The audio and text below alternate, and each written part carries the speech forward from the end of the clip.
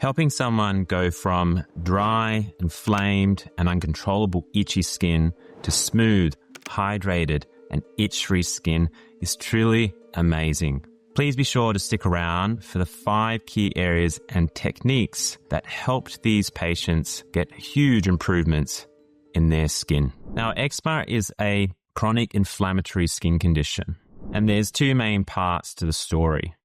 One is that the immune system is inflaming the skin from, let's say, underneath in the deeper layers, and we have a drier, more permeable layer on the top layers of the skin that are letting more irritants in and letting more moisture out. And this creates very inflammatory and itchy skin condition. That itch can get so bad that you even do it subconsciously, which is a problem because it means that you're breaking the skin barrier further and allowing more things to activate the immune system. It goes around in a vicious circle. Now, it usually occurs in the folds of our limbs, so behind the knees or just in the elbows here, but it can occur head to toe, and there's wetter varieties and more dry varieties. That can depend on the age of development of the condition, but it can happen from when you're a baby all the way through to adulthood.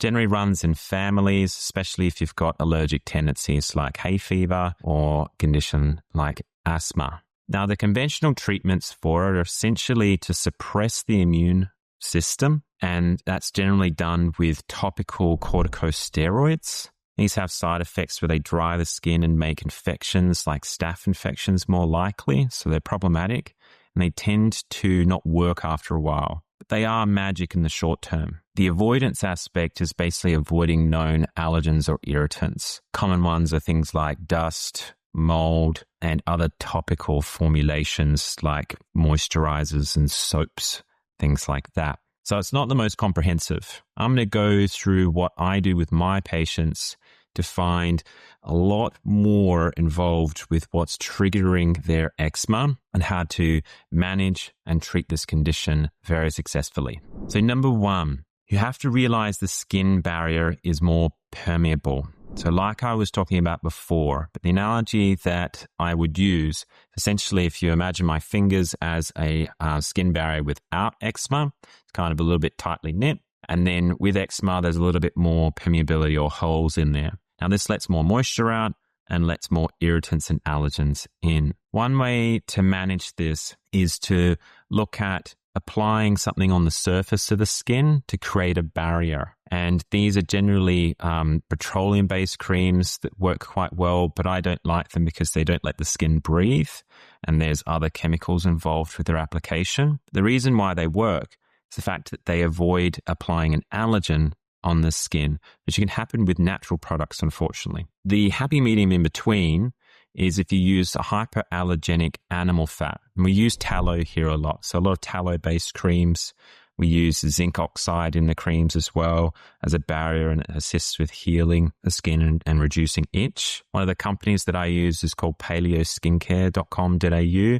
They create fantastic creams, and they're based on tallow, and you have some balms that have zinc oxide in there as well. There is cacao butter, shea butter, and coconut oil, which are hyperallergenic oils that we use to hydrate the skin that aren't going to cause any reactions. They are from plants, though. And we don't use any essential oils because generally they can cause irritation on the skin. Now, applying nice layers of that morning and night can be a very effective way to prevent allergens getting into the skin because there's a barrier of oil and potentially zinc oxide in there. And it tends to hold that moisture in the skin, reducing dryness. And a lot of the times this reduces the itch quite a bit and then breaks that cycle of scratching and introducing more allergens into the skin. Number 2, irritants and allergens. So the most common irritants that we find that affect eczema-prone skin are soaps, moisturizers, shampoos, things like that. It is a bit of a trial and error. You want to go through finding the most simplest ingredient products that don't necessarily have loads of essential oils in it, like I mentioned earlier. Using them once a day to have a wash in a shower or bath, minimal ingredients in your products, not necessarily full of essential oils and all these organic ingredients either.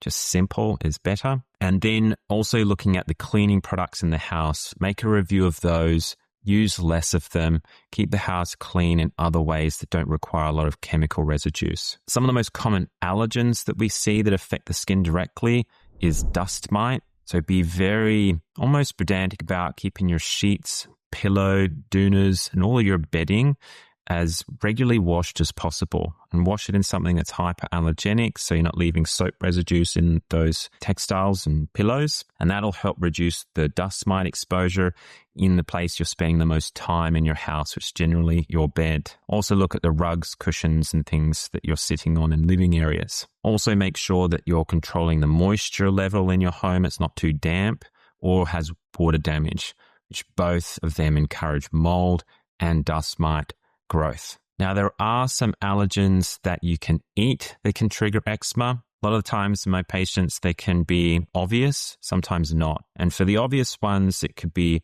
your gluten and dairy. So we generally go through steps of removing those for at least 4 weeks to test that theory. If we're a bit unsure, we might do some testing. So we'll take some blood tests and we'll test foods against the immune system within that blood sample and basically see if there's any other reactivity. And some other common ones that come up in those tests are egg, nuts, cacao products or chocolate, citrus, tomatoes, and things like that. Those tests can be really helpful if interpreted by a professional like myself, so that you're not making any unnecessary removal of food and they're interpreted properly. And then you can devise a dietary pattern that removes those, replaces them with healthier alternatives. And then what we see is the immune system calms down internally, and you see that presentation on the skin get a lot better. I'll probably do a separate video on this to go through it in a little bit more detail. Let me know down in the comments if you're interested.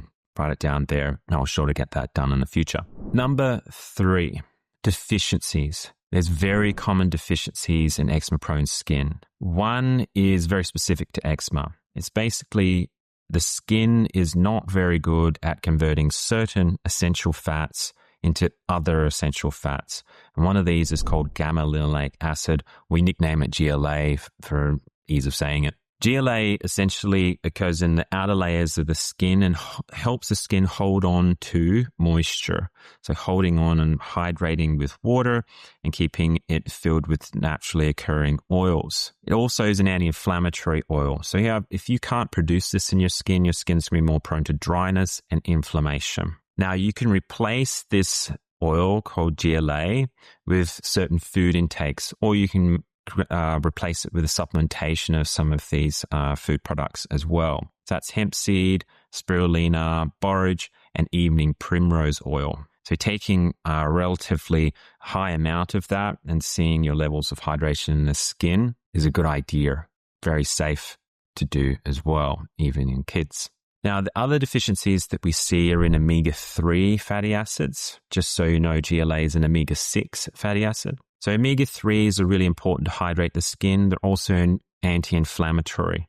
So they do similar things to GLA in terms of holding moisture in the skin, as well as creating a less inflammatory response from the immune system to, let's say, an allergen or an irritant. Now, we generally get these from fish, leafy greens, flaxseed, hemp seed, and also chia seed. The better sources for most people is from fish. The other deficiencies that we see is in zinc. Zinc is crucial for being able to process all those fatty acids that I've mentioned before, so omega-3s and GLA. It's also really important to heal the skin and creating a really strong barrier in the skin. And it's really important to lower histamine levels, which is it's basically a chemical created by the body that creates more itch. Vitamin A is another deficiency. If you're low in this vitamin, all barriers, so including inside your nose, your lungs, digestive tract, and the skin, they're all very related tissues. Essentially, these are weakened if you're low in vitamin A. So it's really important that you get enough of that in your dietary pattern, which generally comes from egg yolks, animal fats, dairy products are the highest sources, along with liver. Not the most popular, but it's very nutritious.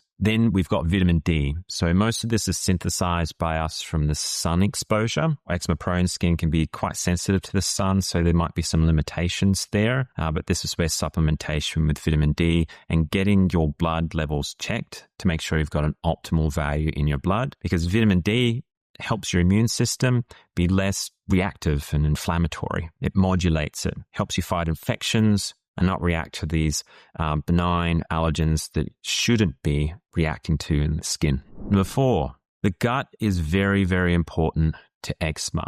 And when we talk about the gut lining, it should be, let's say, a little bit permeable. So if I use my fingers as another analogy, so it's like should be little holes in there, letting nutrients through and then blocking any toxins entering into the system. If your intestinal lining is more permeable, so the holes are bigger, you're going to have naturally occurring toxins that are in the gut already. If you've compounded that with a really poor dietary pattern, so let's say you're eating loads of deep fried food, processed meats, hyperheated oils, lots of sugar and refined food products, you're creating more of these naturally occurring toxins. The gut barrier, especially if you're deficient in zinc, vitamin A, and you're eating this dietary pattern, which triggers more permeability, you've now got a perfect storm of more and more toxins going into the bloodstream and the immune system getting angrier and angrier.